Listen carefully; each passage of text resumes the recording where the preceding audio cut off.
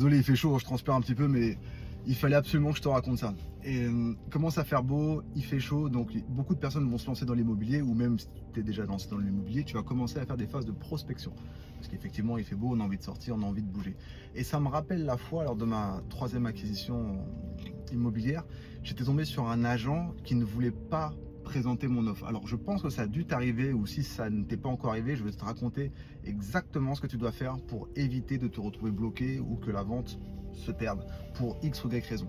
Alors il faut savoir que quand tu débutes, tu as aussi cette peur de ne pas être légitime. Je l'ai vécu, mes clients l'ont vécu, d'autres investisseurs l'ont vécu, et il faut que tu saches quelque chose, qu'en fait elle est légitime parce que c'est nouveau et tu ne sais pas quoi répondre, d'accord?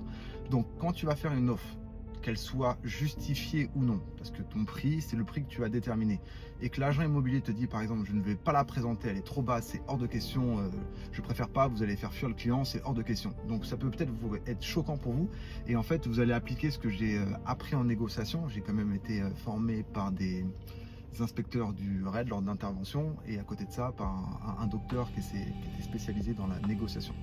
Docteur en négociation, si tu me suis, tu sais très bien de qui je veux parler. Mais en tout cas, il a défini, c'était unanime dessus, qu'il faut définir l'OCP. L'OCP, c'est quoi? C'est l'objectif commun partagé. Et en fait, dans ce refus, il fallait comprendre qu'est-ce qui était refusable. C'est que l'agent ne voulait pas présenter mon offre parce qu'elle était trop basse, ou parce qu'il n'avait pas envie de la présenter. Et alors, en fait, il faut poser des questions. Et je lui avais dit, ok, qu'est-ce qui vous empêche de présenter mon offre? Il m'avait dit, c'est trop bas, mon client va se braquer. Et après, je lui ai demandé, mais ça, c'est lui qui vous l'a dit ou pas? Non, mais je le sais. Ah, donc déjà, c'est pas réel. C'est-à-dire que c'est quelque chose qu'il ne sait pas, forcément parce que ça ne lui était jamais arrivé. Mais il avait peur de la présenter.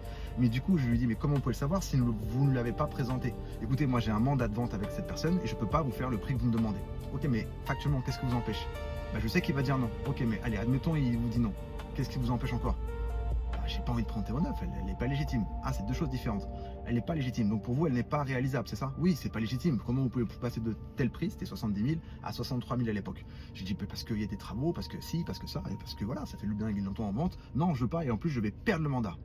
Donc alors en fait, ce que vous êtes en train de me dire, c'est que vous avez peur de présenter une offre trop basse parce que vous avez peur de perdre le mandat, c'est ça? Oui, absolument. Et si je perds le mandat, moi je loupe une vente. Ok, bah allez, ce qu'on va faire. On va quand même présenter l'offre, d'accord? Parce que de toute façon, vous êtes obligé de la présenter, et après on voit ce qui se passe. L'offre a été acceptée, sauf qu'à la dernière minute, le vendeur, le fils du vendeur a refusé, je n'ai pas la raison, et 9 mois après, c'était encore en vente. Donc quand j'ai recontacté le vendeur, je lui ai dit voilà, c'est plus 63 000, c'est 58 000. Ah non, c'est bon, ça sera refusé. Oui, mais vous me l'avez déjà dit la dernière fois, jusqu'à preuve du contraire, vous n'avez pas perdu le mandat. Donc moi, ce que je vous propose, c'est que la vente, vous allez la présenter, l'offre que je suis en train de vous faire, et si jamais ça fonctionne bien, moi je vais reprendre d'autres biens, et je passerai avec vous parce que vous êtes un excellent agent immobilier. Et comme ça, vous dites que c'est le vendeur qui a absolument voulu faire cette offre pour X ou Y raison, vous allez argumenter et je vais faire un argumentaire pour vous, et comme ça vous n'allez pas avoir peur et vous n'allez pas être bloqué et vous n'allez pas vous sentir illégitime par rapport à ça. Et ce qui s'est passé, c'est qu'en fait l'OCP, c'est quoi? C'est que l'objectif qu'on a partagé, je lui ai dit qu'on allait faire d'autres ventes en plus ensemble, parce que quand il travaille avec un mandat, il fait une vente, après c'est fini. Quand vous travaillez avec des investisseurs, on va prendre plusieurs biens, donc on a peut-être des réseaux. Donc il s'est dit, sur du long terme, c'est plus intéressant que je passe par lui. C'est une vidéo un petit peu longue, mais il faut que tu saches d'office l'objectif commun partagé. C'est une technique de négociation qui permet de justement de se mettre d'accord, vendeur, acquéreur, agent immobilier, dans un objectif commun. Et cet objectif commun, il faut le trouver. Et si tu le trouves et que tout le monde est d'accord, ça se passe bien. Allez, on voit ça à quelqu'un qui en a le plus besoin.